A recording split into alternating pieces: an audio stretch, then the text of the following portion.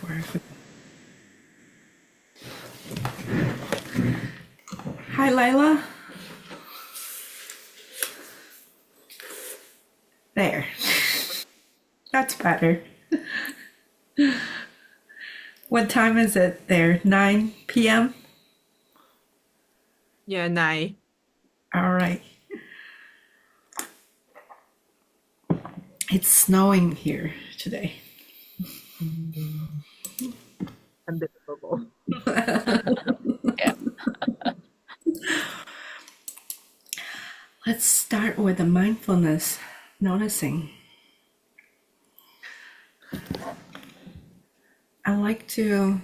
I'm just noticing, as I'm saying, we're starting mindfulness, I was adjusting my screen.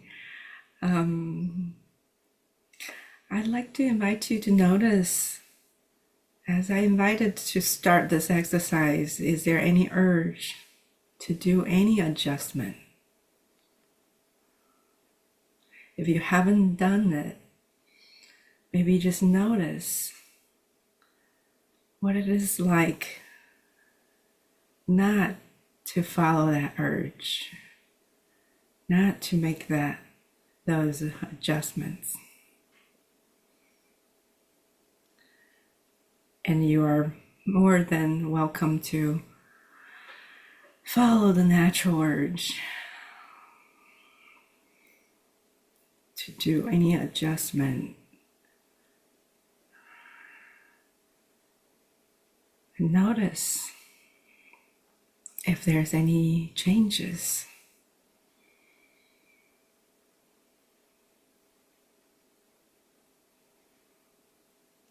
Changes from your perception, where your attention is at, maybe changes from thoughts or even feeling tone.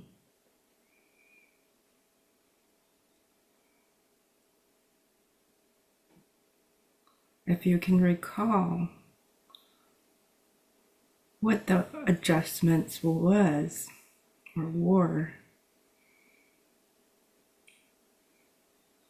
maybe you can revert back and experiment.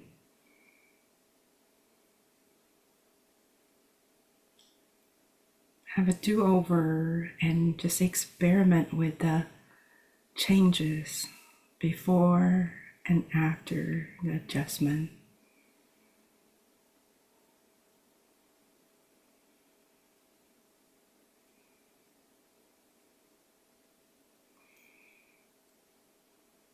Whatever you're noticing or experimenting, next, I'm going to invite you to reorient or redirect your attention back to our virtual space meeting. And I also would like to invite you to notice any changes as you redirect your attention back to the meeting.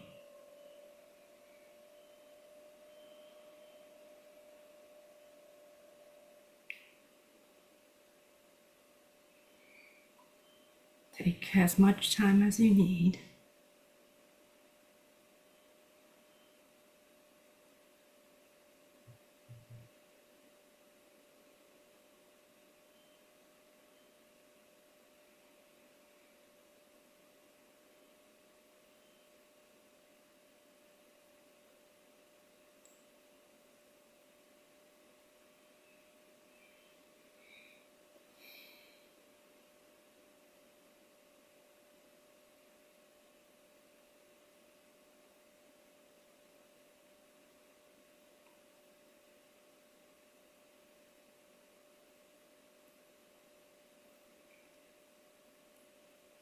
I'd love to hear your experience if you're open to sharing it.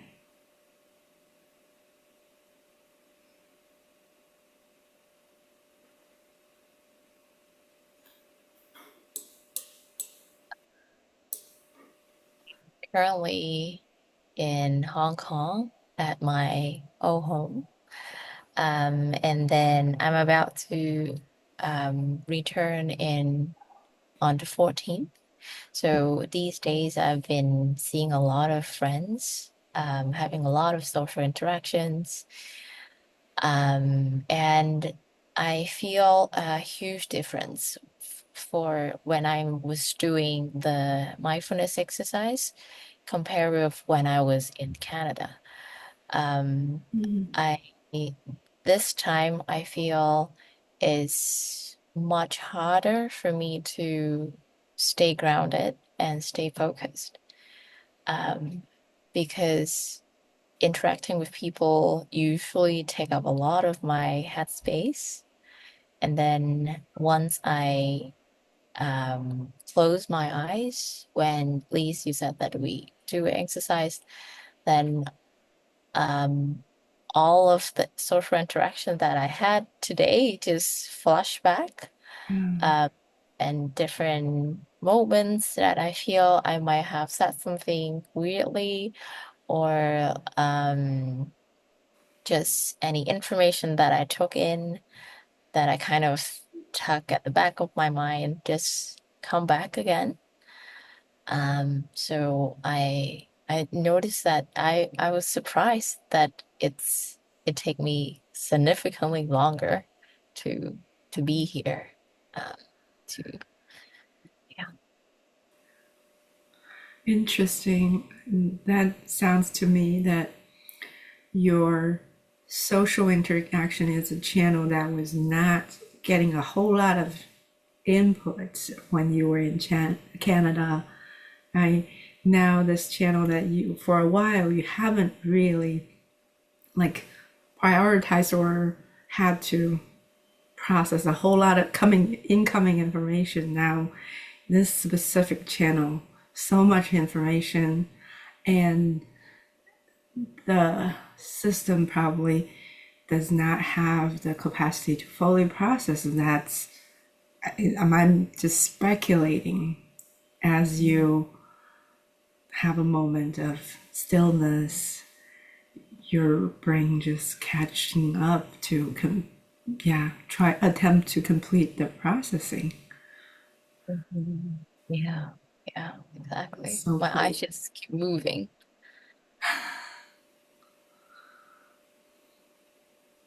great noticing.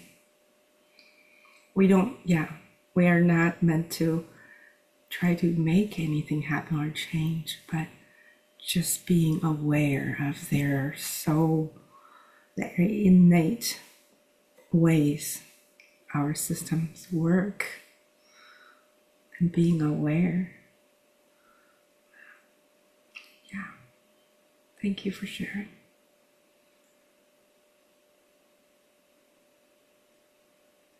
Lila, are you still there?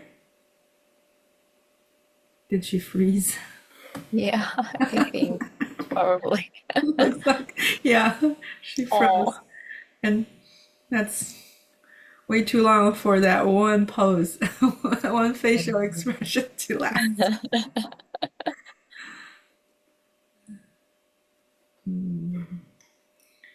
The messenger. Let me check my email.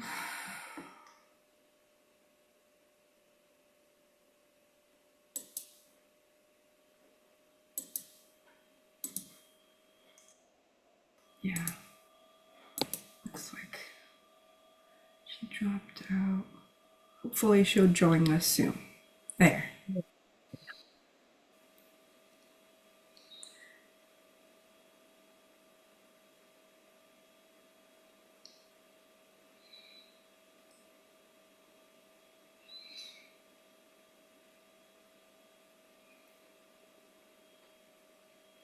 Lila, are you back?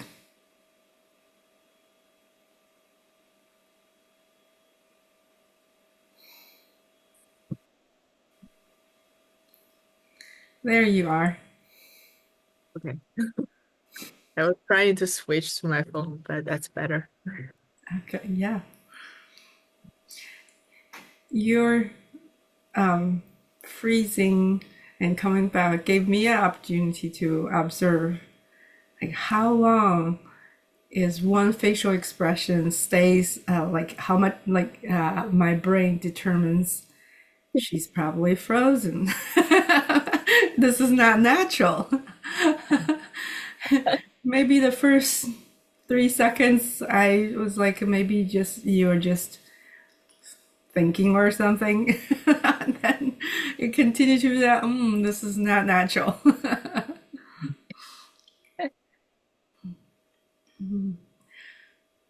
That reminded me of one thing when you go to practice this month. I would like to invite you to really observe the client nonverbals. Nothing stays the same.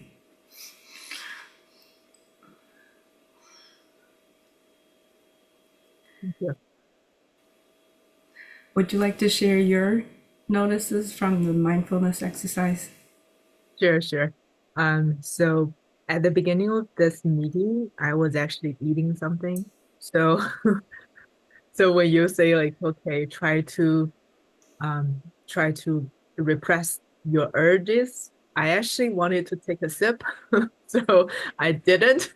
And then I realized the urges of taking a sip just dwindled, and then I feel more and more peace and more focused and start to um reoriented myself. So that's my sharing. That's so great.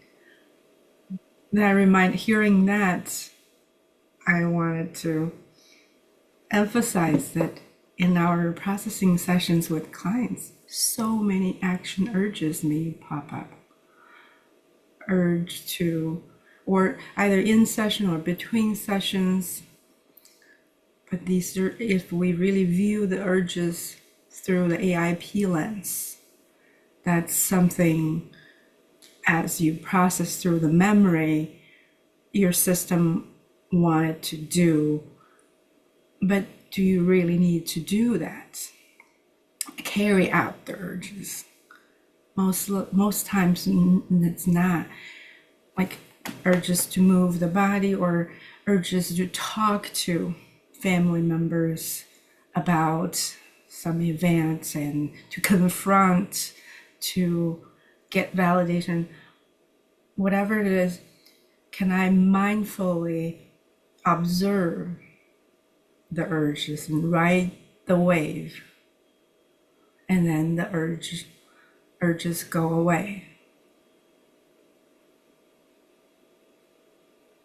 But without mindfulness, without the awareness, we just keep getting into the running in circles. Some of my clients say on a hamster wheel. They feel like they are constantly have to do this, have to do that, have to do that, have to do that, and then they are trapped in their trauma patterns or reactive patterns. That's a great example. You can notice the urge, mindfully experience it, and it goes away without acting on it.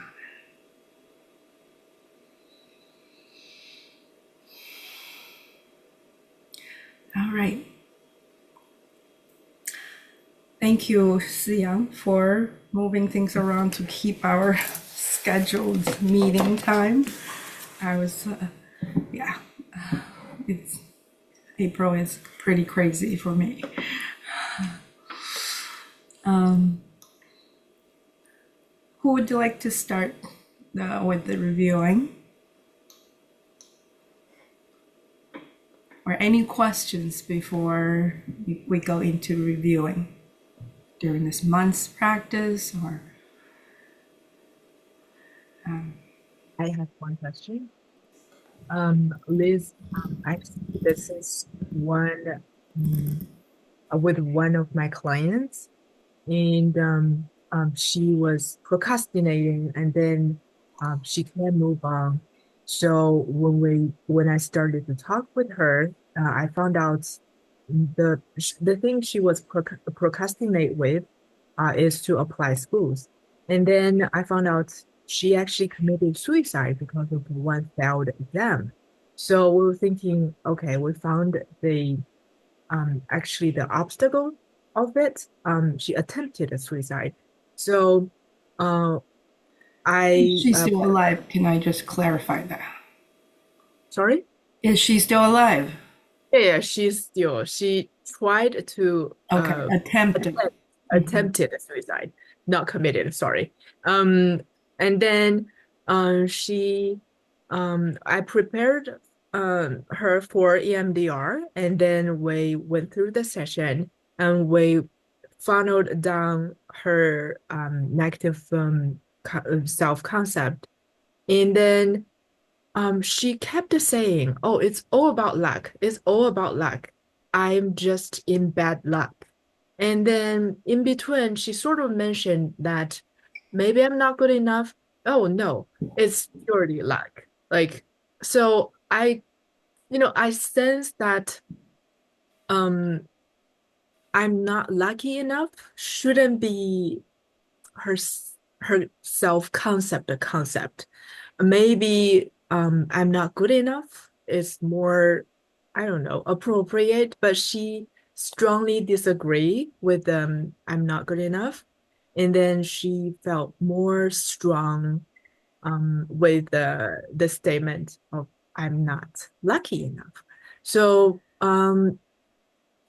with the several repetition, then we okay, fine, I will go with the I'm not lucky. Um, but after one session, like when I follow up, she's still not taking any actions. So she felt better, but she's not taking actions. So I'm thinking like she's not the only client saying, actually it's not my fault. I just think other people are lucky. Um, say for example, when they're finding boyfriends, some people are lucky and then they just one attempt and then they got a very good boyfriend. So I was thinking like should I'm not lucky enough be self-concept? Um, well, I don't know. Like, what do you think, Liz?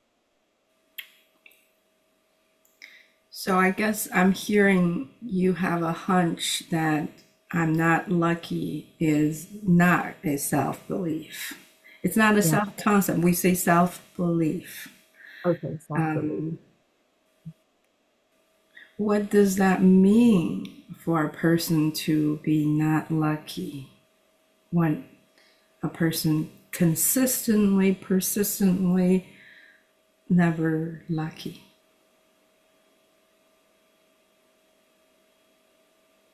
What does Mm, that say about a person? I actually asked the same question to the client, and then she's like, I don't know. I'm just not lucky. I'm born not lucky. So I don't born with the luck. That's her answer. Yeah. I'm a curse. I'm doomed. Mm.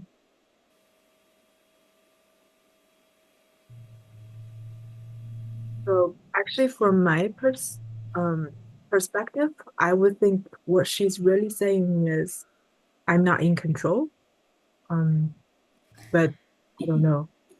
We don't, yeah, you could offer not in control. What does that say about you? Not in control is more a description of a behavior or a outcome. But what does that say about a person? I'm I, powerless, yeah, powerless and weak. That's powerless or helpless. But mm, we don't have to make logical sense for the person. We just offer. mm, When she kept saying, I'm just born unlucky, then my my guess could be you're born unlucky, you're cursed. I'm mm. I'm a curse. I'm doomed. I'm just not meant to receive any good things in life. I wonder if that resonates. But you can also try with, I don't have any power to change my fate or influence anything. Anything is outside my control. I wonder, this feels related to I'm powerless. How do you feel? Really, you are getting good at having kind of a sixth sense and conscious, right? I am not lucky, right? Lucky is not about describing a personhood. I am, right?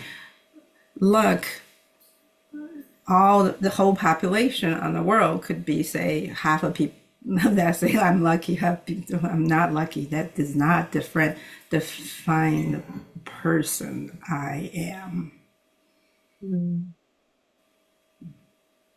So, Liz, if one client narrowed down their negative belief to I'm doomed or I'm cursed, then you will think it's good enough to go through.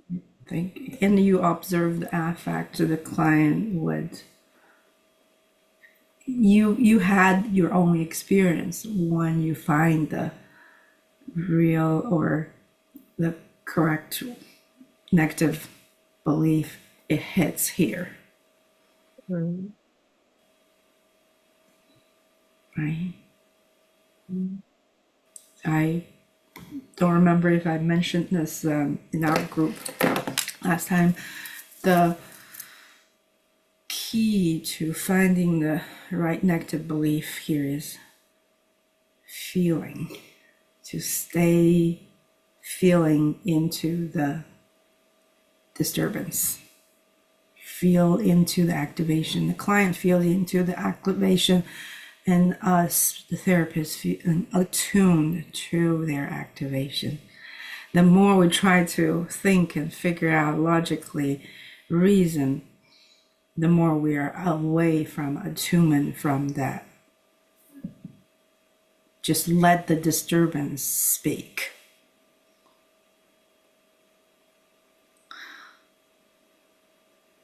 Thank you. Yeah. I'm curious, what kind of touchstone memory did you get to with this client? We got a touchstone memory of her childhood while she was playing and other people are away from her and she felt lonely. And it's about 5 years, 5 years old. So that's the touchstone memory.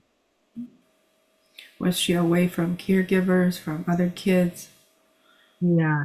So she just think like nobody taking care of me. I'm just not like you. Like other people are their playmates. I don't. Then I'm abandoned. Mm.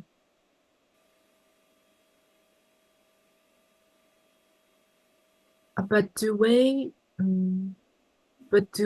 adjust the negative belief after getting It touchstone? doesn't have to be the same. Mm. My point is that for a little nervous system, little person, things are early enough, all the yucky things feel about the same. Doesn't matter later on, you give it more specific. This words, this description, but for a young enough system, all the yucky feelings feel just about the same. So it doesn't matter.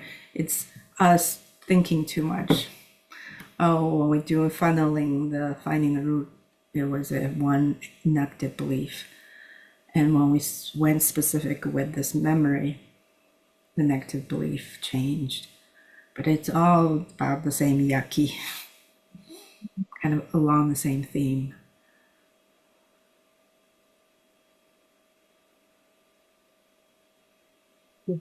Yeah. Listen for those themes: safety, Mm. Safety, okayness is a group, right? Connection, like being alone.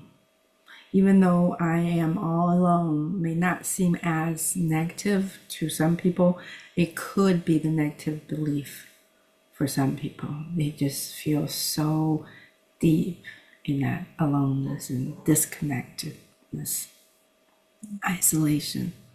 Some may, I'm abandoned, they may resonate with that. Some may not even want the word or feel the word, but yeah. So I'm all alone could be the NC for some people. So safety, connection, responsibilities. I'm powerless, or I'm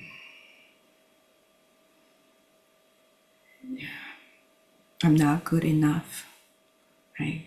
Too much expectations, too high expectations, and too overwhelmed, then eventually it's this system feeling I'm powerless, helpless. In the training, we added one on the slides.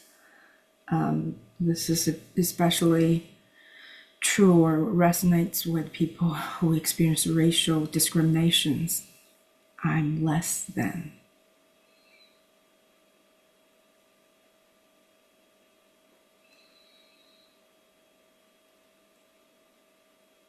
But again, as you work with more clients, you become like 就像孙悟空的火眼金睛一样，你要修炼到一定程度的话，你会听到或者看到，你觉得你的这个感觉就是这个是在 it's on the right path. It takes practice. Okay. Lyla, would you like to go ahead? Any questions or thoughts about that? No more? Did, well, Yeah. Yeah, I'm Yeung. no, I was just, how was it this time, this round? Starting over again, but completing, getting everything through and completing a memory. Feels great. Yeah. It feels complete. Yeah. Even if you ran out of time, you had to wrap up the processing at phase 5, 6, or it would still feel good, right? Yeah. Yeah. And now you know it can be done in one session, or you have your like resource at the end. You just use a whole session for exploring the roots. That's okay too, with some client.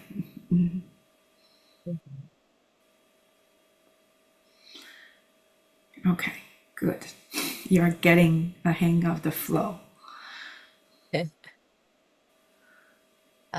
I actually have a question when I was practicing with Lyla. I still feel a little bit hard when it comes to finding the roots. So I have a feeling that I haven't get, and I also see these in some of your comments for me in the past transcript. You mentioned that the root was not um, like it's not generalized enough or deepened enough, so that it's when I ask about recent triggers in different aspects, uh, it's for example, in intimate relationship is not really getting any examples.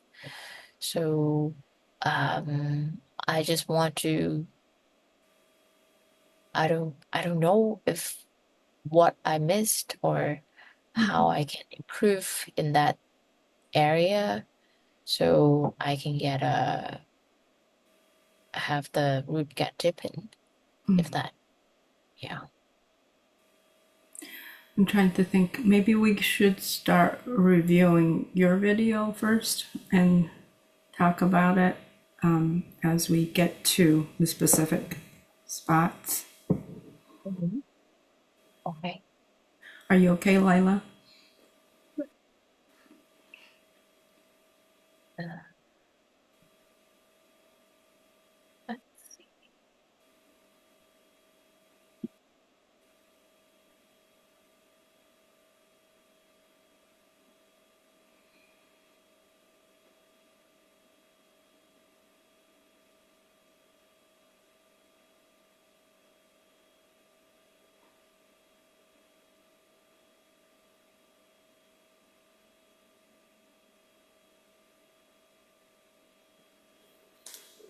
There.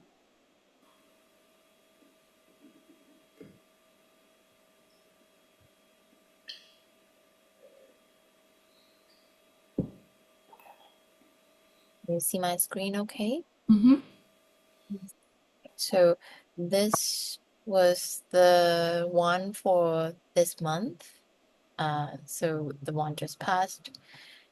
And then let me see.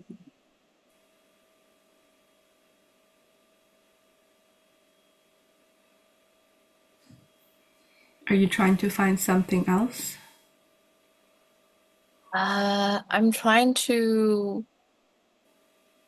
find the chunk that's related to Ah, like finding the roots, or should I like start from the beginning? you can pull up your transcript, and because it has the time mark, Mm-hmm. you can, yeah, maybe identify that way. Yeah, okay.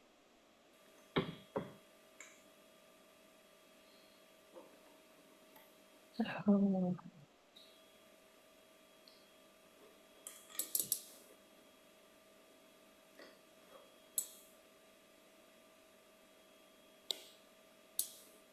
yeah, I think it's actually starting from the beginning because we were Okay. uh finding the root again this time Mm-hmm. as practice. So let's start with beginning.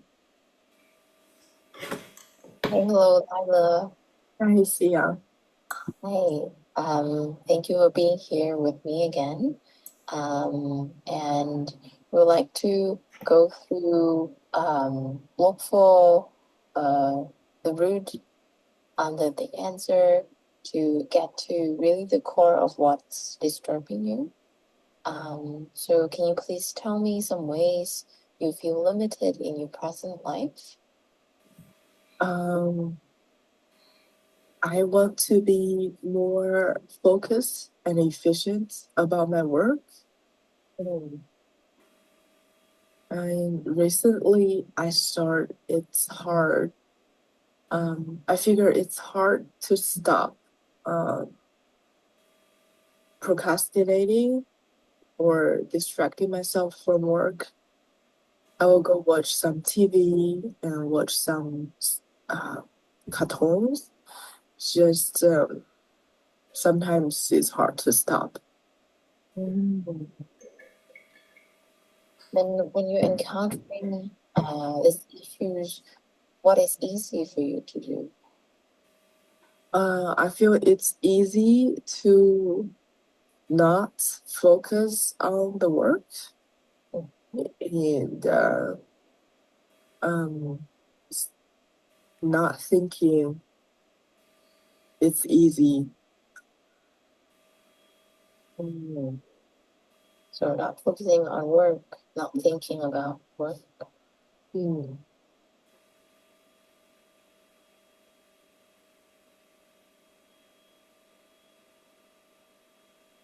What is it that you do well? Uh, do well while not working or Like when you're encountering the issue of wanting to be more focused at work, it sounds like it's easy for you to not think about work. Yes. Would you say that that's something that you do well in distracting yourself? Yeah. Um, I guess I do well while relaxing my brain, Mm. freeing myself from thinking.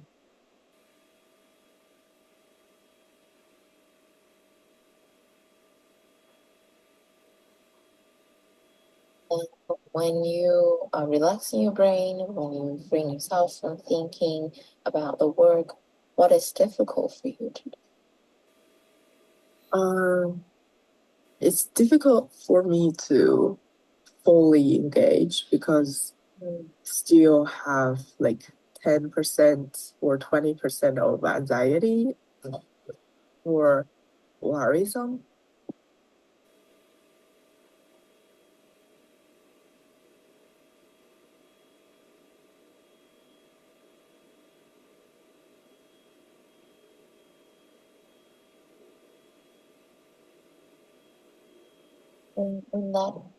When that's happening, what do you really want? I want my work done without me doing anything.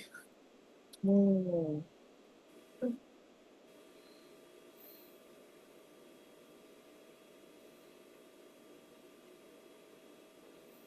It sounds like that um, you want to, that's a part that you want to get your work done. Also, there's another part that you mentioned you have anxiety. Mm. Can you tell me a little bit more about that? And yeah, Sorry, the just want to pause a little bit. Mm-hmm. So, I was actually not sure if I should like, because it sounds like quite some talking there. Um, so I don't know. My feeling is not to talk so much, but I feel I'm a bit lost there. Um, Mm-hmm. yeah. I wonder if when you feel unsure, uncertain, talking it out loud, I wonder if that sounds familiar to you.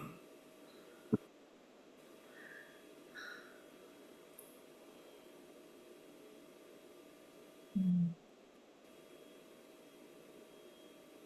I think that sounds familiar as I was sometimes when I encounter challenges, I just want to kind of figure it out by um, doing something, so to speak. Um, Talking by doing things. Uh, Yeah. So as you watch that little segment and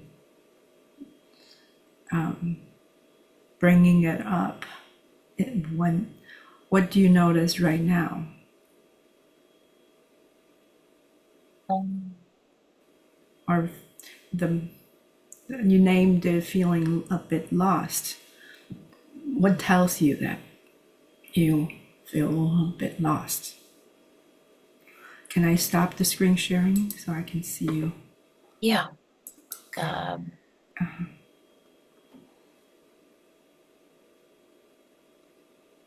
I think when I start asking questions, like different questions, or when I start asking the client, can you tell me a little bit more about that? So verbally to just expand on that, um,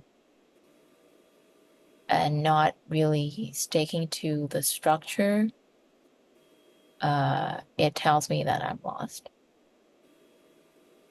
What are you noticing right now? I'm lost. I feel lost. Does this feel familiar anyway?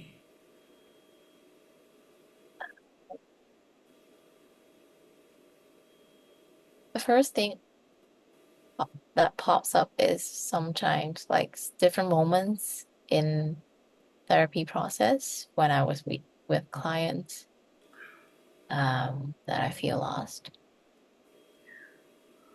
Any signals in your body you can register associated with this feeling?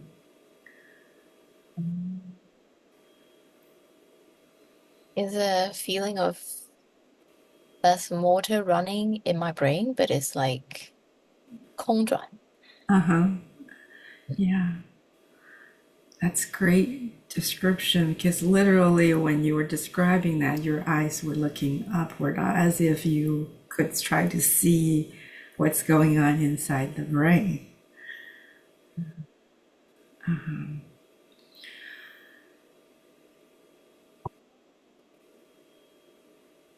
I wonder also, is there could any way you could see this as something you do well? You mean feeling lost? Feeling lost and the mind goes into high drive, keep working really hard.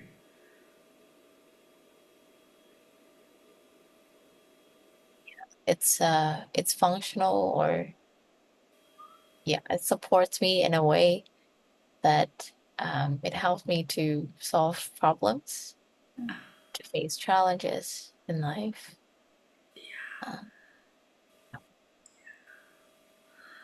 Can you think of times in the past, specific times in the past, but maybe even when you're younger, that was helpful?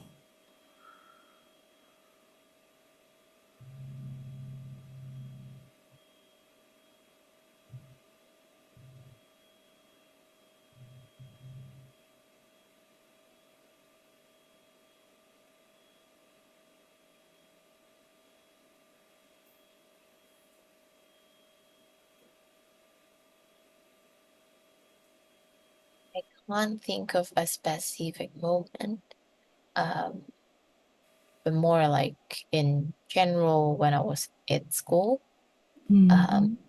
this kind of ability to be able to solve problems um, are valued and gets me high grades. And then uh, it's appreciated. Right. Yeah. Doing math in your head or solving formulas or whatever, really intellectual, like going, yeah, just, yeah, abstract thinking or really high level intellectual thinking. Yeah. And can you appreciate that? All the helpfulness, all the great recognition, maybe that ability got you, helped you in the past. Mhm.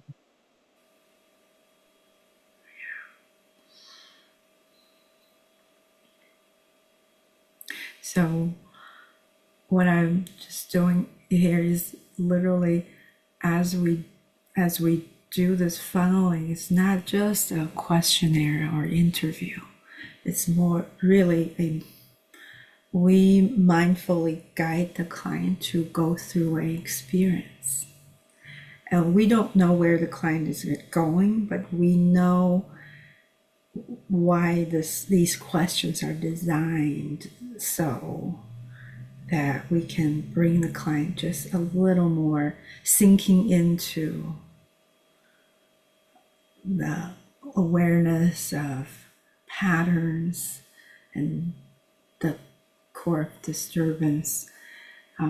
So I 刚才 well, the just now I was just a presenting issue, you feel like mind going fast, but kind of already not being present, being absorbed, preoccupied here. We basically use that as the presenting issue. And then the next question was, how is that something you do well and truly see? And the next question, when you are doing that, what is it you really need and want and desire and long for, but not quite getting? You may get it temporarily, but you work really hard to really want something, but not really getting it.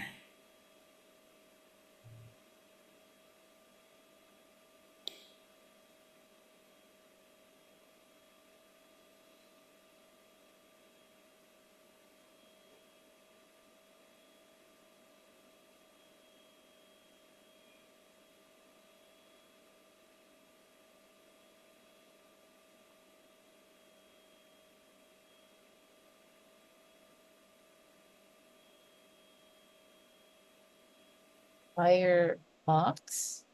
Higher marks, Yeah. acknowledgement, recognition, Yeah. people's recognition from people. Yeah, I think so.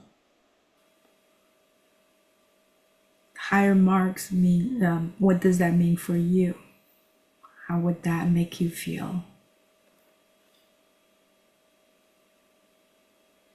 I think it's really being recognized and Recognized appreciated by others. by others, yeah. So now we're getting to the relational longing. Longing to be recognized and recognized by others, valued by others for who I am. Yet,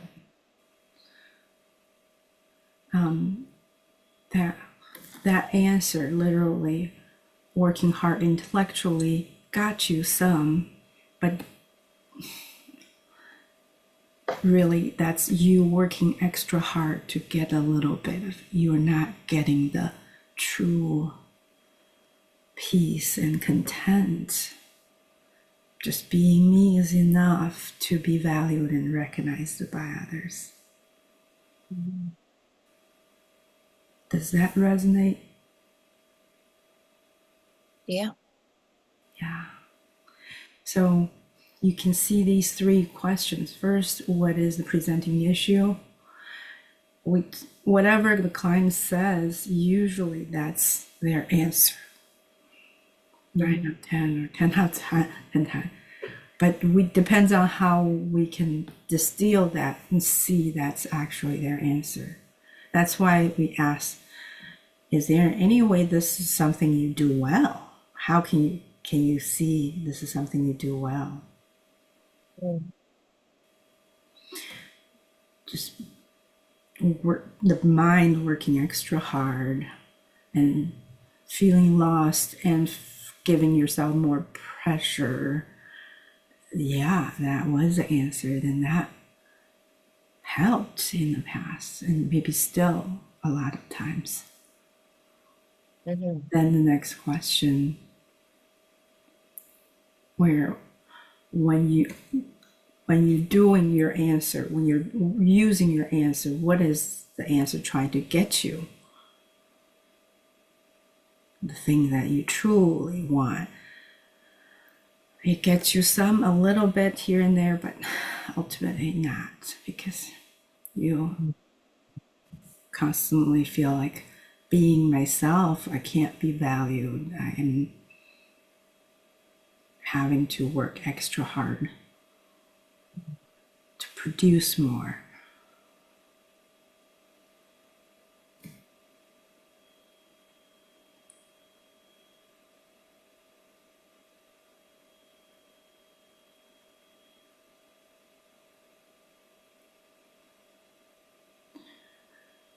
Then the next layer of the question is,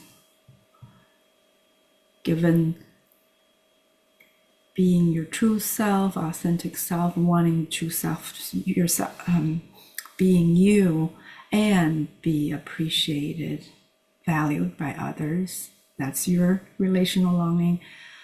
Can you think of a time when you had a hope that would be fulfilled but didn't work out? So that gets us to, we all, the human heart never dies, even after so many times we're disappointed, hurt, but there were still moments that we may hope the longing would be fulfilled, then it didn't work out, and then that our answer jumps in, our answers got reinforced. Mm.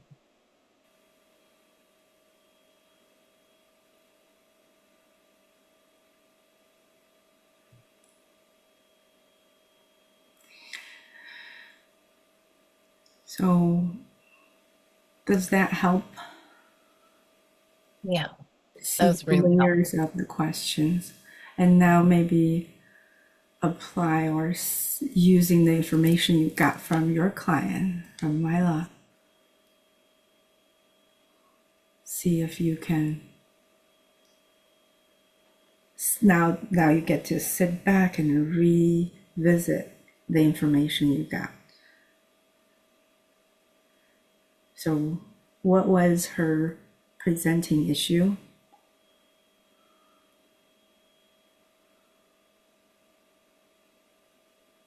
So the presenting issue was it's hard to stop procrastinating or distracting myself from work.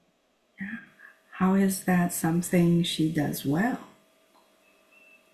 How is it an answer that's helping? Um, what I'm hearing is finding ways to help myself not get overwhelmed. Right. Block it out temporarily. Get a little, just relax time. Mhm. Yeah, so she actually said that she's trying to relax her brain. Yeah, So it's kind of soothing. right. Temporarily. I don't want that overwhelm my brain or stress out, and I'm good at. Yeah. So now you Mhm. see that's the answer. Mhm. What is that answer? Really, when she's using that answer, what is the thing that she truly wants and needs, but not getting, or not really getting satisfied with the help of the answer?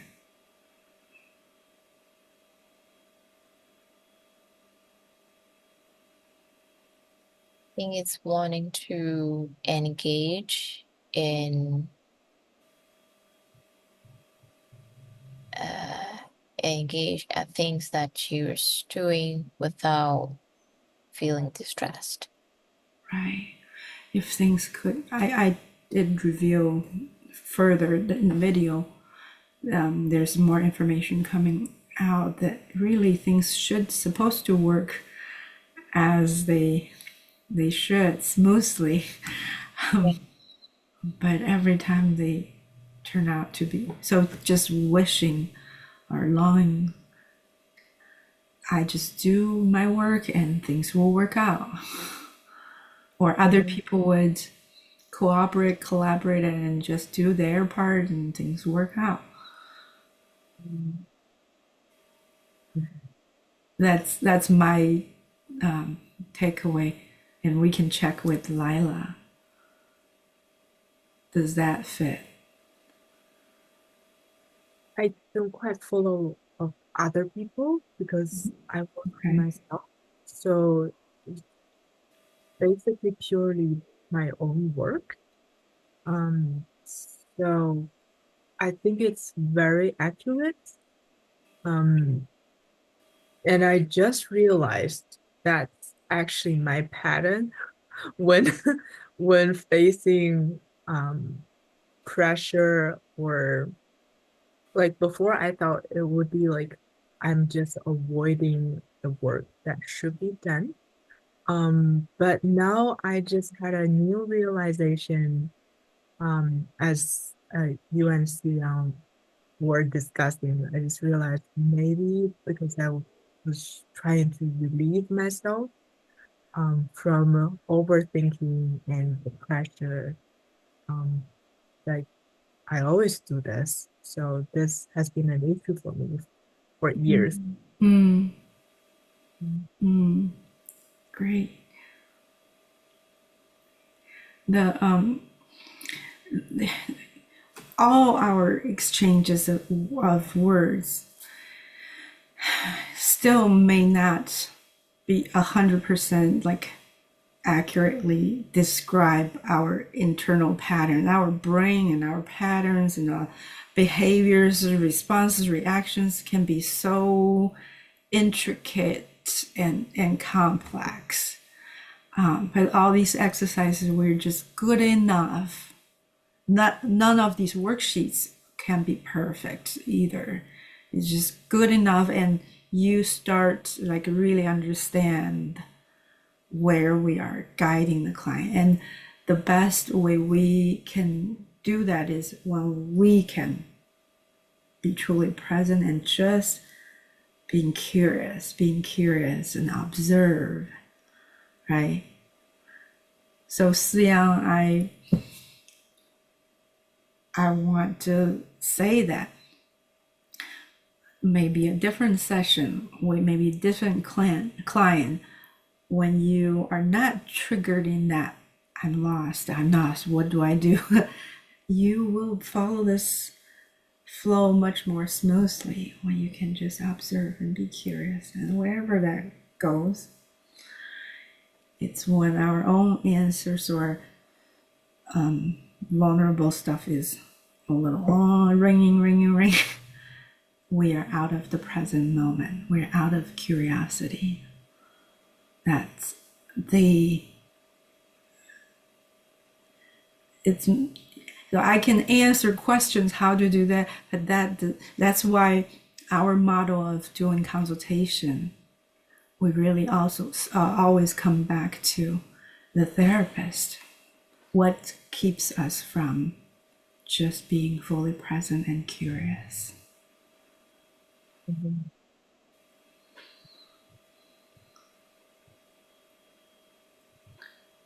Questions, thoughts, notices?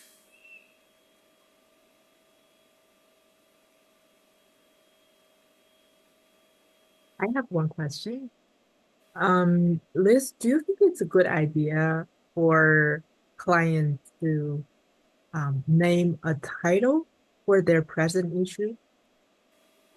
Only when they are giving you too much information that yeah, maybe I think that's a good idea, a good thing if I'm trying to train the client. Mhm. We're only looking for a moment in time, and can we just label it this moment? Like some of yours,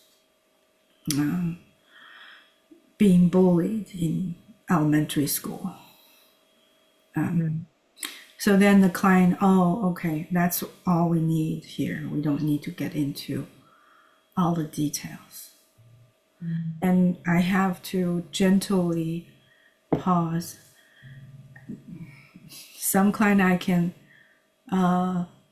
we take a pause or something? And I just let them go a minute and have to gesture this. It's I'm hearing that once you bring it up, there's a lot, and I'm also noticing you're getting really activated, because I know, because you came to me, we agreed to do EMDR. That's the most effective way of getting through the disturbance. So right now, I want to discourage from giving me too much details. Let's get the targets one label at a time, and then we can go into reprocessing. And that could be the last time you have to feel that disturbance and then release it. So you find your own words to, you may, or maybe you need to validate the client. Yeah, I hear that there's a need to tell me the whole story, and that maybe a missing experience, feel like you were never heard. Yeah. And I know you probably have told this story many times and still feel so much activation.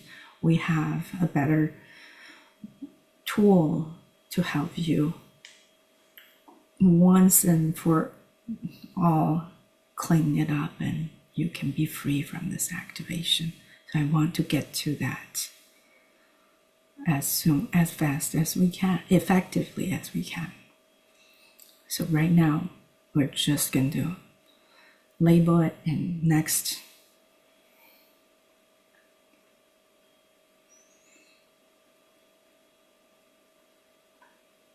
With some clients, you even want to predict at the beginning, when after doing the answer questionnaire, predict. I'm noticing you're good at talking out loud, good at like using verbal processing. I predict in this process there are times I might have to stop you from talking about the details.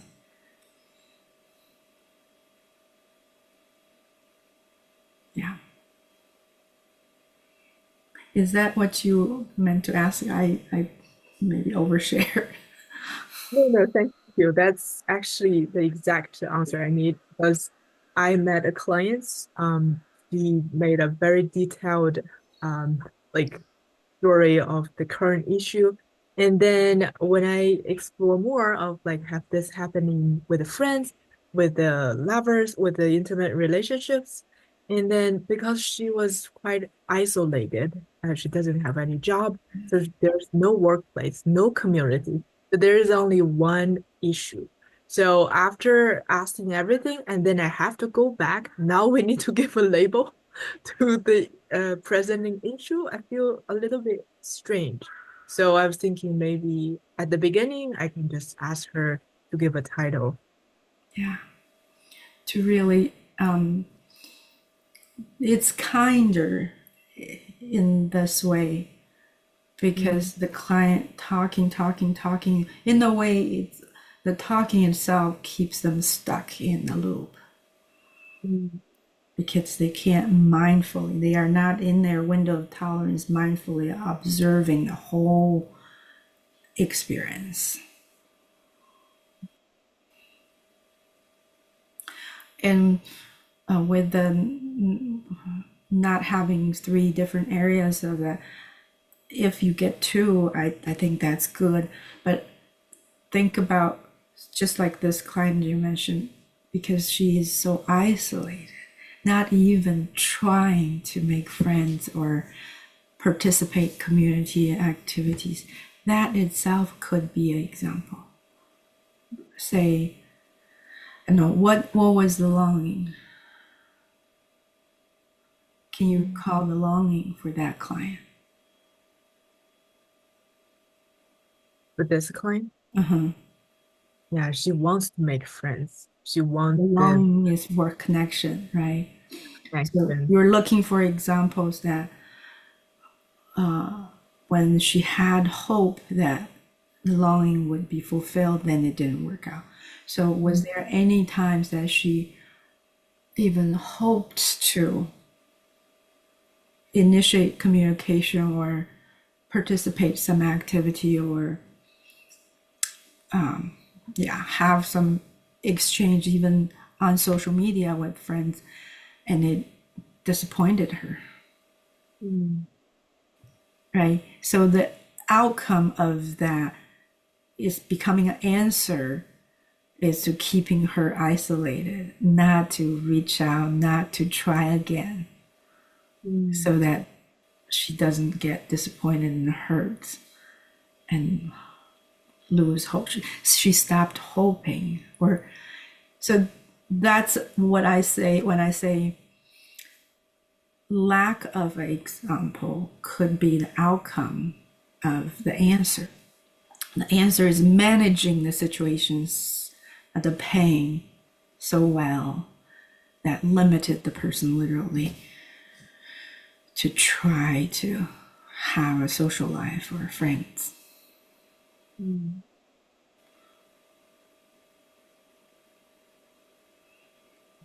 But you can also ask, when was any time you attempted to have a conversation or reach out or try to participate and didn't work out? For this client, it may not be any time recent. It could be a long time ago. But that still counts. This, the word community actually confuses me.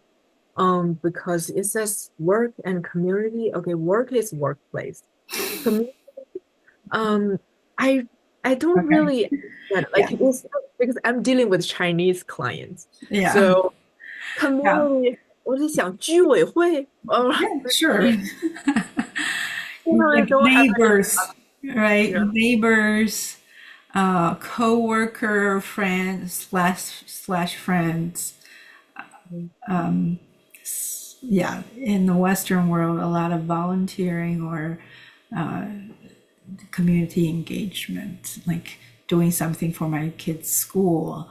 But in China, you may see that as so. Basically, you think the intimate relationship or the people closest to you is either intimate partner or closest family members, and those closest to us, right? The other one is at work, professional setting, I think that's the wording. Socially with friends is just friends that I don't have to maybe have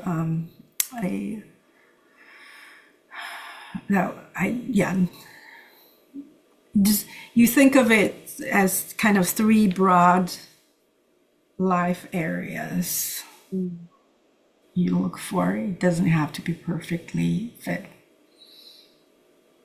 There is some cultural differences.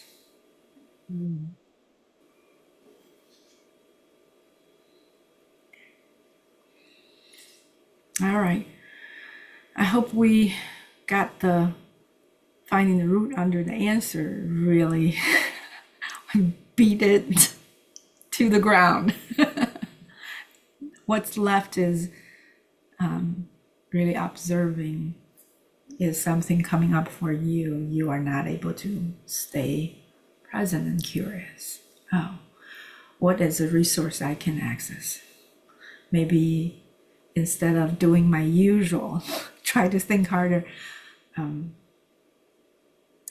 also going to share something. Yeung, I think I noticed there is, I think it's related to this answer that you repeat everything the client says.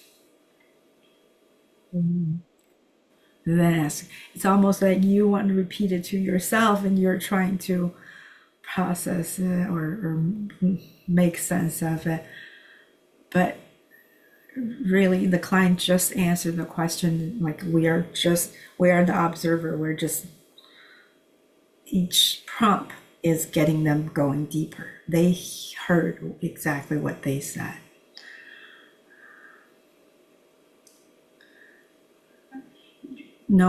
Don't need conversation, don't need repetition, unless there's multiple negative beliefs or several things that the client gave examples. You may need a clarification. But let the client reflect on their experience, then they hear themselves say, and then you ask a question, and they talk out loud until they get to that answer. That itself is part of this exercise. We don't really need to repeat that, their responses.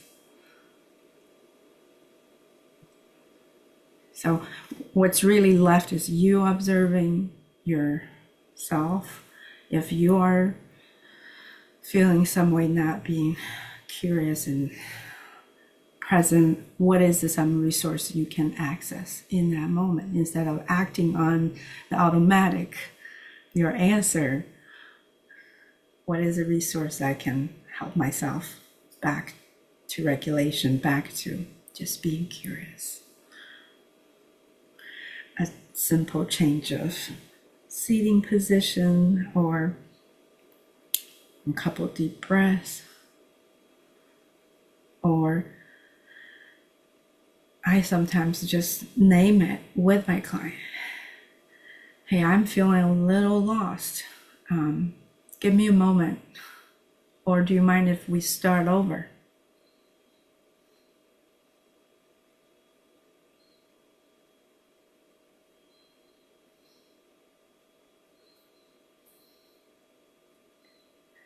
Or name it, this is my answer. I think it's showing up, trying to help me to think harder. And I know this exercise is not about thinking harder. So I'm going to take a deep breath and settle back in. And I'll ask you that question again. And let's trust your system, see where it leads us to.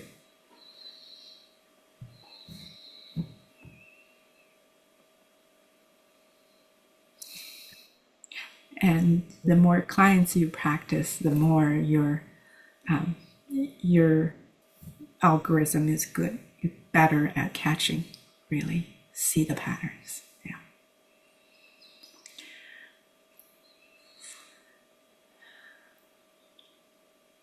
Okay. Any more questions about finding the root under the answer?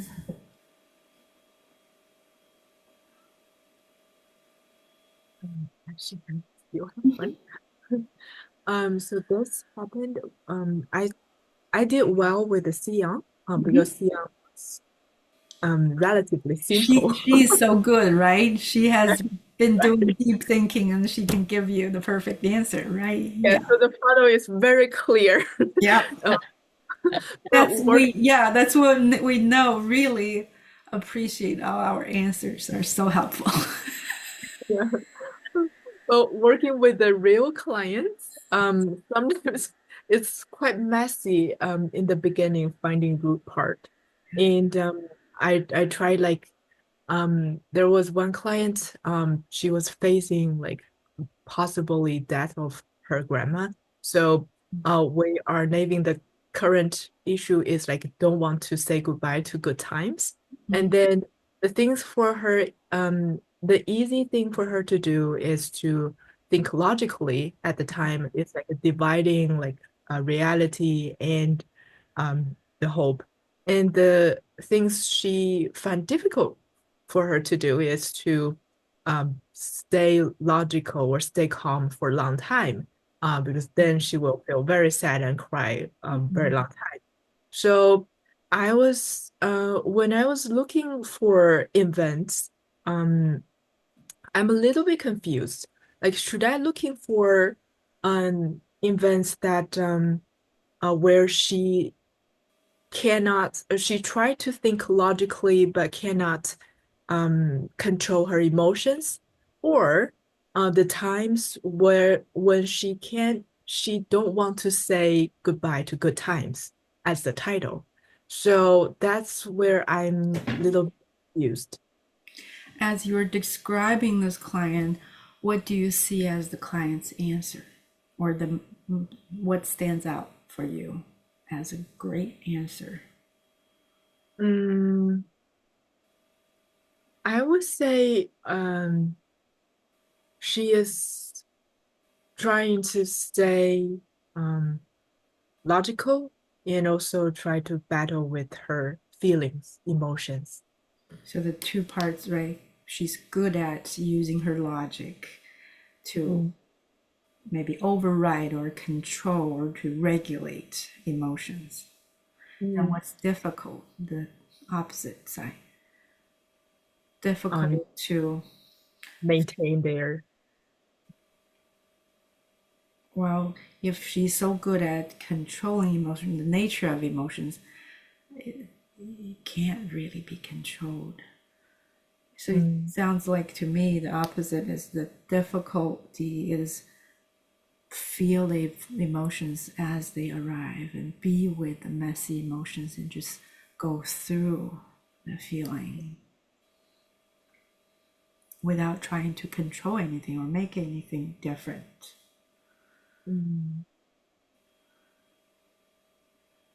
If that fits the answer, then we're always looking for the vulnerable experiences under the answer.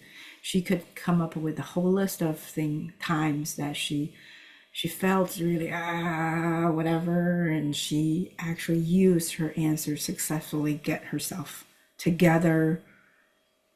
I'm okay. That's staying on the answer.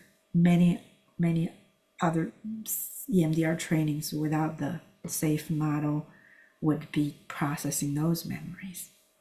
But what we're looking for is the earliest or times actually you control, and then you lose control. Or initially, think about a little kid, how they started to develop the logic as a controller, as a regulator. They probably lost control of emotion or felt the emotions was so overwhelming, big, out of control, and there was no other caregivers to help them regulate. Then they had to work and figured, okay, I talk myself out of this using logic. So those experiences, every time emotions got out of control and no support, no co-regulator, then this answer became more and more helpful along the way. However, all answers come with side effects because that's the substitute for what we really long for. Right? We long, if this one I'm guessing long for safe to feel all my emotions and feel I can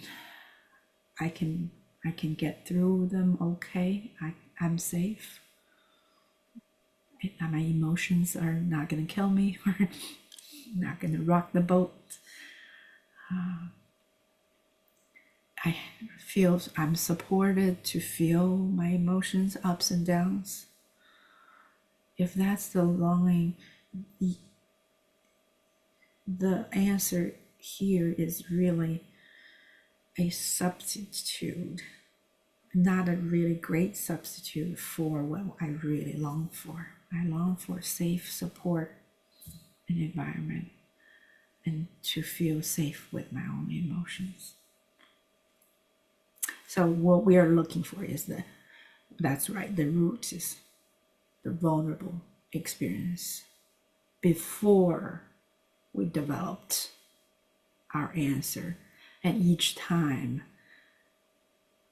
our answer eventually had to kick in, but before the answer kicked in.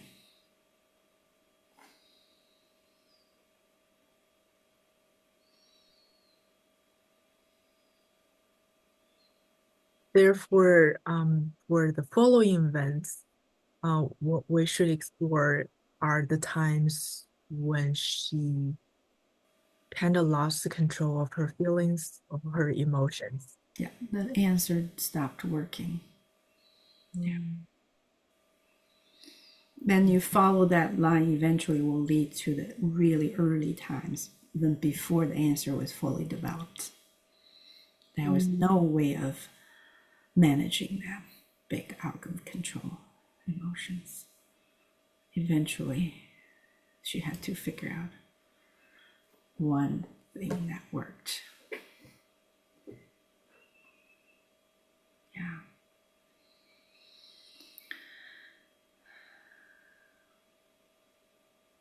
Practice and practice, practice. You'll see more in these patterns. Really come back to what is the client's answer. Even before you get to this exercise, you kind of can anticipate whatever they share about their present trigger, presenting issue. You are looking for how is the answer there to manage.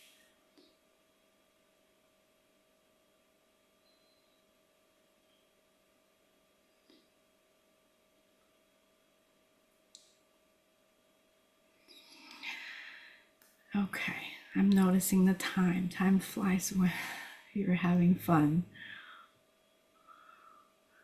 It's really time well spent on finding the root under the answer. You might still stumble with different clients, but eventually things will get more and more clear.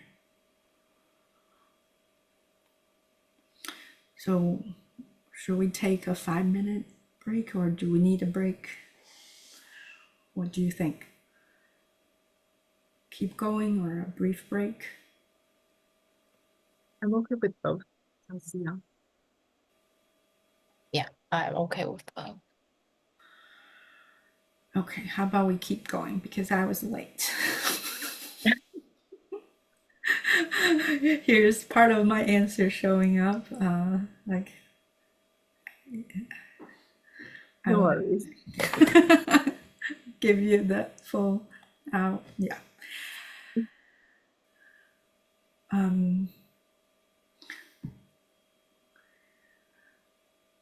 Would it be okay we move on to phases 3 through 7 for Lyla to review your part and whatever questions comes up during that process? We can.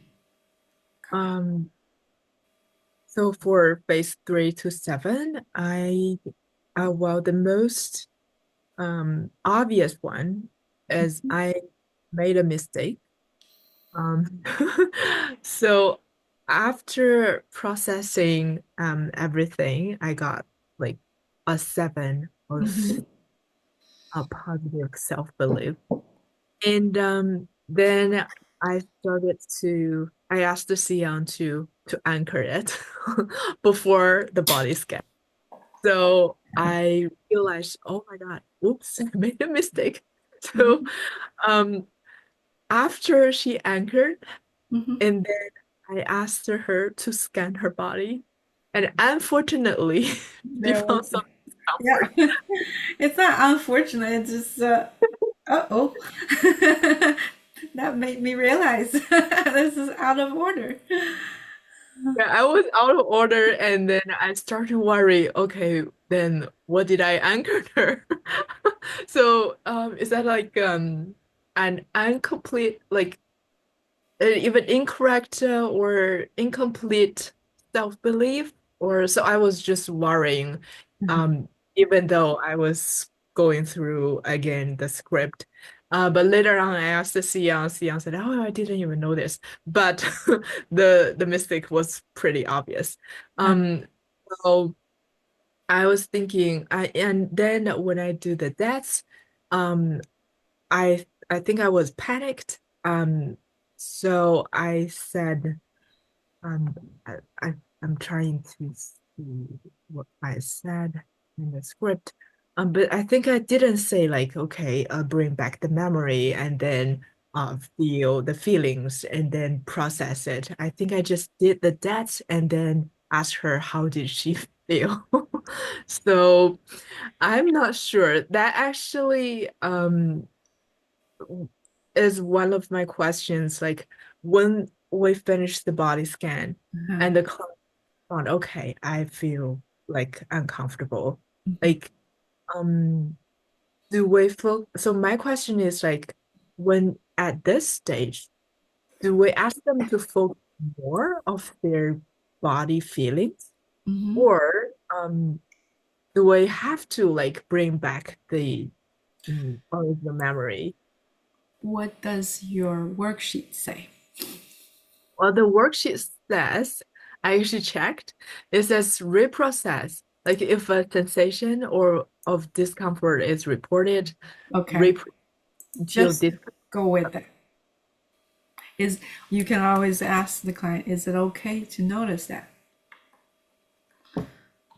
Okay, what do you notice now? It's getting better. Okay, notice that. So go with that or notice that. Unless after several sets it's still persistent, not going away or not changing, no changing, then we might be, oh, I wonder if you can sense if this is related to this memory or this could be something else.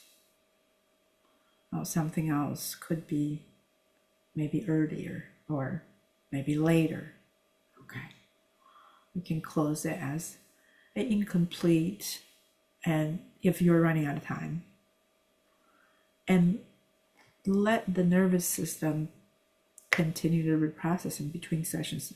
And you come back, you reevaluate, things may resolve, things may resurface. So that's really, I emphasize to people the time between sessions. This is a living, breathing nervous system, and interacting is as valuable as our in-session work. They do a lot of integration, reflection, dreaming, consciously, unconsciously. So the reevaluation is there to catch whatever that needs to be processed or wherever we need to go next. Is that clear? Yeah, that's clear. Thank you. And I wanted to check with you. How do you feel about the mistake right now when you bring it up? I was still panicking because I didn't get an answer from it. But after I now clear, I feel more relief.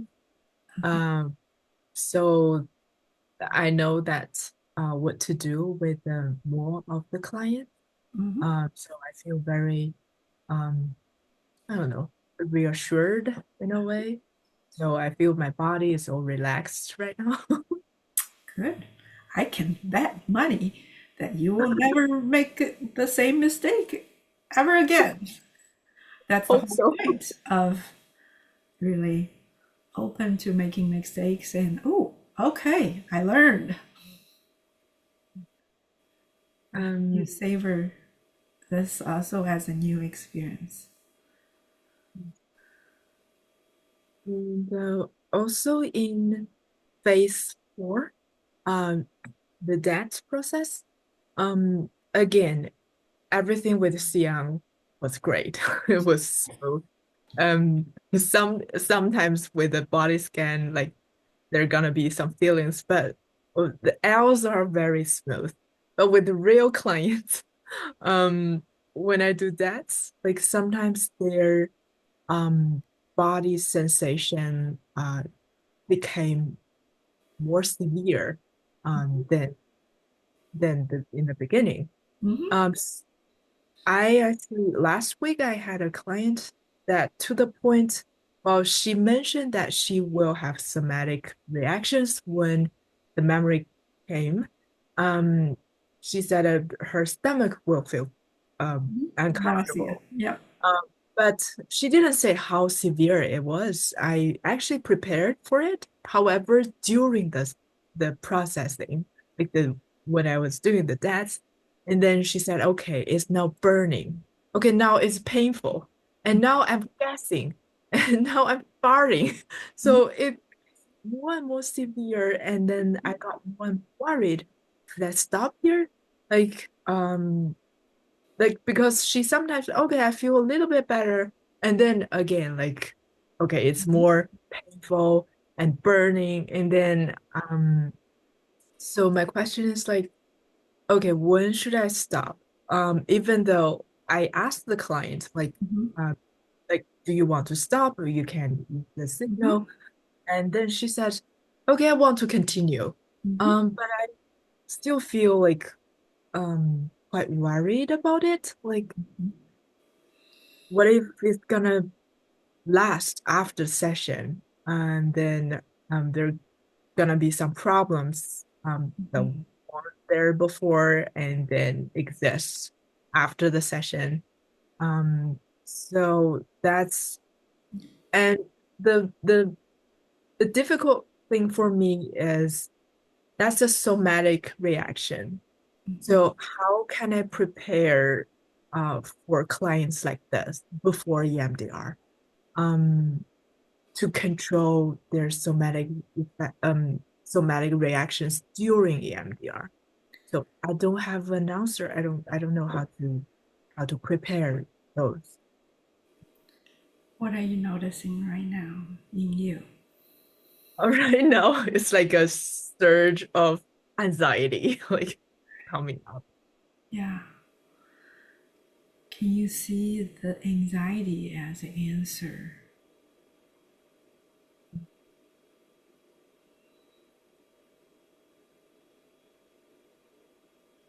Yes. How is that something you do well? Or maybe in the past it was helpful? Mm, I guess it's a channel for me to release my emotions. I heard just during your description, I heard the words, how can I prepare? How can I control? And just you bringing the question here, right? You are proactively preparing, controlling, or doing something about something unsure or vague. Does that sound helpful or familiar? Yes. Right. Anxiety is there to prompt actions, basically, Mm. right? Making you be proactive, making you be on your toes and not to be too relaxed. Yeah.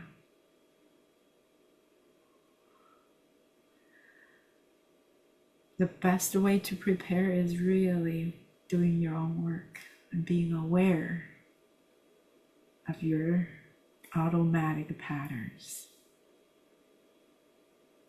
Even though the client said, let's keep going,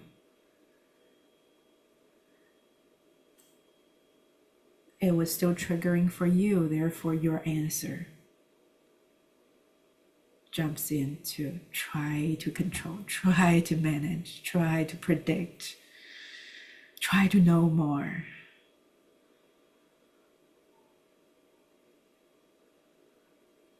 There are ways we can work with the client to be more prepared, but ultimately, the best is if we are able to stay centered, just hold this space. It's not about what the words we say, go with that. You're doing great. It's about if we actually are regulated or frantically trying to, what do I do? What do I do? What do I do? Do I need to call 911? If you watched the demo video of Deb doing the somatic processing, the client shaking, and the workbook even fell on the ground, all her assistants were by the door ready to call 911. And she was just, go with that, go with that. Long BLS. The client did not initiate stop, and the client was following the eye movement. That's what she knew, all she needed to know was the client was within the window of tolerance. This is just part of the memory the client needs to go through.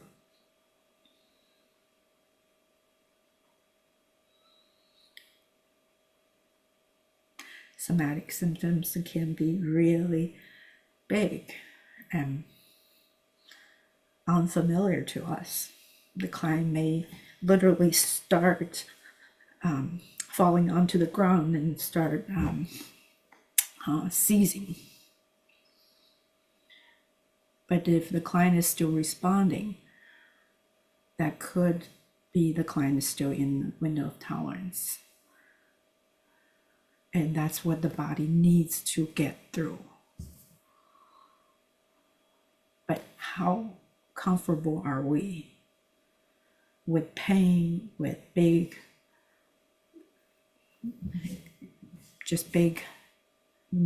expressions of stuff? And how attuned we are with the client. Can I trust the client?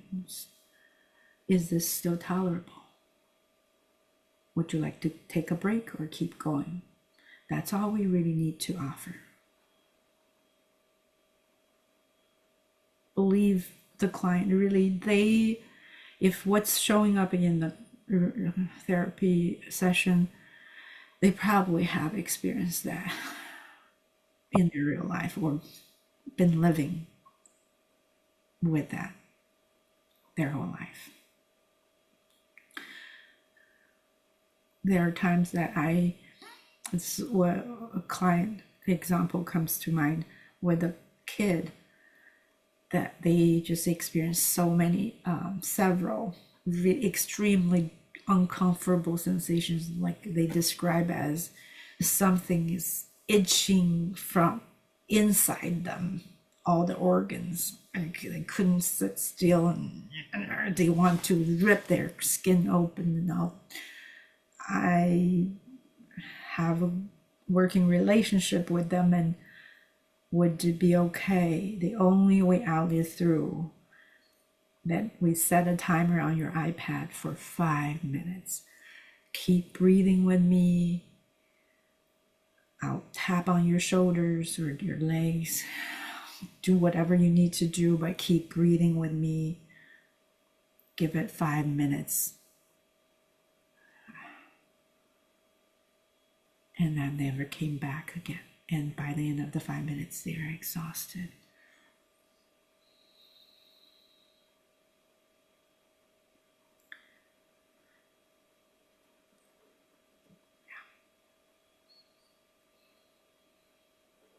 I'm hearing this. As long as the client can tolerate and they don't say no, we keep going. Nothing is absolute with the caveat. If you know the client's answer is to push through, enduring pain even beyond their window of tolerance, beyond their physical limits. With those clients, I'm hearing you said it's okay, and I'm wondering if you are already over your limits. You feel like that's the right thing and just doing it because you feel like that's expected from you. We check in. Are you doing this out of your answer, or are you truly okay? Awareness is the key.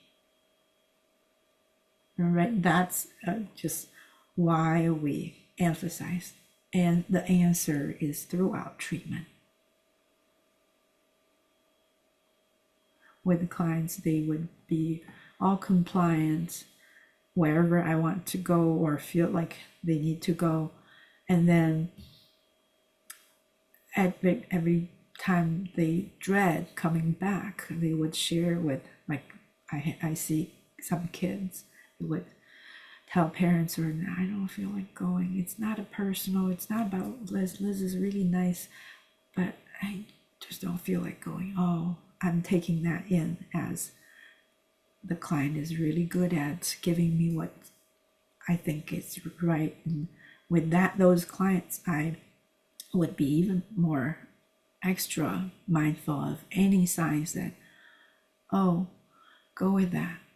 A little frown on the face, Oh, I wonder if that's enough work for today. Would you like to call it a day and wrap it up? Oh, we can do that? Yeah, why not? That's enough good work.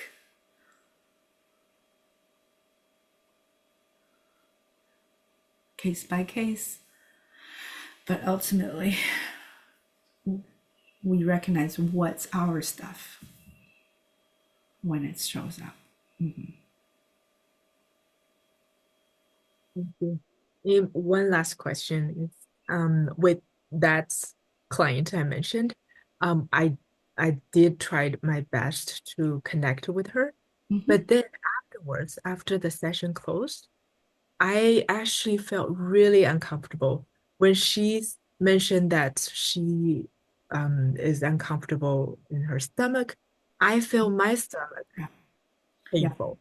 And then when she says she has something Yep. in her throat, my throat is Yep. painful. And after the session, I actually had a fever, and then I had no strength. I have to lie down on my bed for 2 or 3 hours, and I don't want to eat, don't want to drink. I was really in a very bad state. So, is there any way to protect ourselves during the? Well, you can interpret that as what the client just inflicted on you, or you can interpret that as the opportunity to be so closely attuned to a nervous system going through this revealed to you some vulnerable stuff that your body has been holding in. Now you could access that. And it's just processing through as your system gain access to it. I believe it's the latter. It's really what we have been holding in, and this is a big direct trigger. Even though you may not have a conscious memory, but it's a physical memory, body memory. I see that as flashbacks, as body memory showing up. If you can be mindful, breathe, or do a little self-tapping and get through it, that's just one more layer of your own stuff is effectively processed and be gone. It's never the client caused our reaction. It's our system literally resonated with the client's presentation because we are polyvagals. Our neuroception takes in subtle information from another person's nervous system. It's because we carry this stuff, and as we are seeing this is being displayed, that's almost like a permission and safety. It's okay for me to feel that way, and that shows up. Great question. And it's hard, and what a great experience you got to go through that. So that comes back to really doing our deep work. Then I'm still being surprised. Wow, I am just here. I can feel with the client, and when the session is over, it's out of me.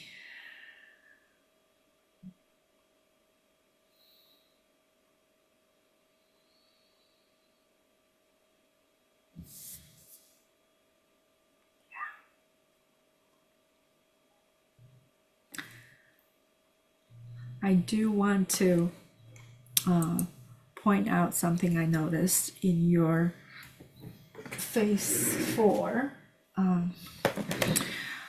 Do you have your phase 4 worksheet on hand?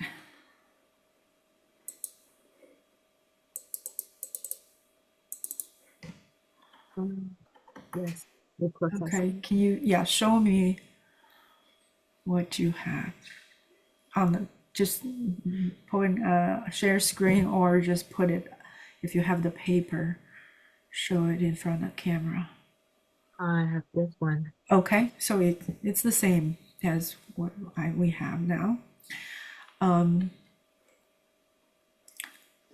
So I noted in both of your practice, you went straight from A and to C, check suds. Or you went to the bottom of B, Act B.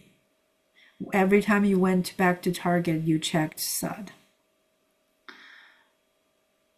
So the recommendation is every time you get too positive or too neutral, you feel this channel is clean, you go back to target and just ask, when you go back to the original memory, what are you noticing now? Without checking sud. Only when you went back to target a few times, a couple times, or at least twice, then you see the memory is overall not disturbing anymore. You suspect all the channels are almost clear. Then you bring, only when you suspect the whole memory is about very low disturbance, you start checking sud. Does that make sense? So in the training, probably the trainer used this. You gather all the information. That's assessment phase 3. Flip on 7 switches, then you get the memory going. It goes usually to the most disturbing channel or one channel. Go, and it's neutral or positive twice, or you feel lost, like went on too far away from the main, right? You can always go back to the target, but you are not checking sud. You just ask, what do you notice now? And naturally it would open up another channel. Keep going and then to a point you go back to the memory, it opens up another channel and quickly processes through, and you feel like that's maybe all the channels are close to 0, clean. Then you go back to the target, then you ask sud. The reason why we don't want to check sud too early or too frequently is that, think about yourself. If I keep asking 0 to 10, some clients may feel pressure to keep giving me a lower score. So we don't want that.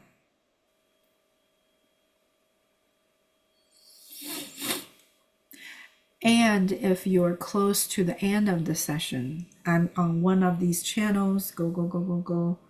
I'm noticing time, we're about to wrap up, and I suspect there are other channels we didn't get to, I'm not going to ask sud. Right? If we go back and ask about sud, it's still 5 or 7, and then the client would be stuck with that number, and the container exercise or whatever regulation would be less effective. So we want to go to whenever you feel like it's a good time to stop, and we don't ask sud at that point. Just use the incomplete closure. Noticing the time, we're running out of time. Appreciate your work. What is one thing you learn about yourself or for yourself? That phase 7 closure, incomplete session. Okay, you can. Any questions about this? Just want to clarify, make sure I understand. So about not checking sud if incomplete. At the For end example, of the session. yeah, at the end of the session. So if, say, the client last when we check sud, it's say 4, and then we are kind of running out of time. I know that that will be an incomplete. Then we might do like a few movement, then we won't check SUT at the last set, but just do we ask what are you noticing when you go back to We don't the need to go back to the memory. We just close at wherever you are at on that channel, right? Mhm. Okay, Bring so up, yeah, bring up the whole memory might open up more channels. I see. Yeah, that makes sense. So say it's running out of time. I know that we need to stop at that point. Then just after that movement, the client report what they were noticing, then we will set we're almost at our time and do the incomplete session. Yeah. Okay. Lyla, do you? I'm thinking of the the channel you mentioned, like every time they go back, like what are you noticing now? So if they every time noticing different things, like will you continue like endlessly or you just Well, feel when they notice a new thing or whatever is noticeable or standing out in for that memory, we just go with that, right? mm, Until two or three sets report a neutral or positive, or they go far too far. When in doubt, you can go back to the memory and whatever they notice then, we conceptualize that as a new channel, but for the client, that doesn't matter.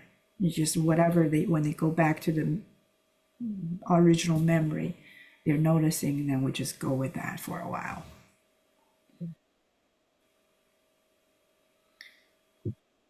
Yeah, just remember, we don't check SUD every time. It's intentional. Mm. Okay.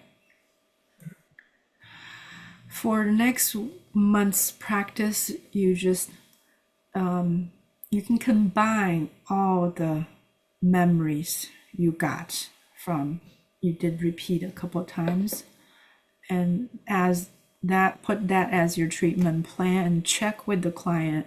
So first reevaluation, right? Then determine whether there's a complete memory. Last session does not mean when you reevaluate there's more disturbance. There could no guarantee if that previous session was complete or incomplete. We both ways can be. Incomplete session, when you check, it can be complete already on their own. A complete session, when you check, it could be leftover or more impact is showing up. As long as it's not zero, we go back to phase 4. Or even if it's zero, but last time you didn't do phase 5, you still go back to install the positive cognition. So combine all the memories and do eval and decide which memory you go into reprocessing next time. Okay.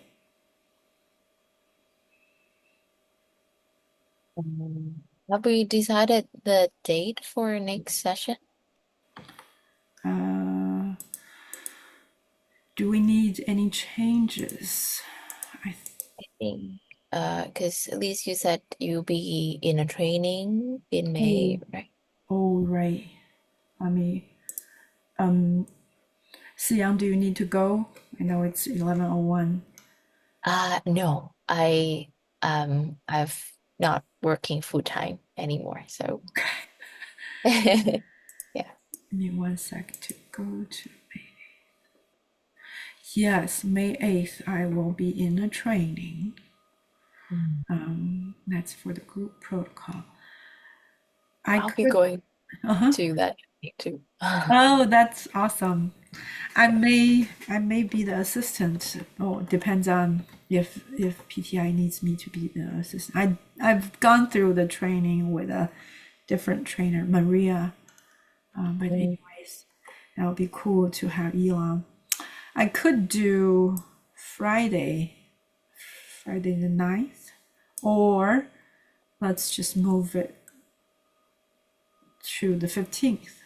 Would that work on the 15th? It will work for me. Yeah. Thanks. Just reminded me I need to register for that. I need to sign up for that. I don't know if there's still available, yeah, spots. But Yeah, don't we'll try. worry, we will provide or do more group protocol in the future. It's a powerful and pretty practical tool. Okay, May 15th, same time. Mhm. Okay, sounds good. I'll see you next month. Take care. You Bye. take care. Bye.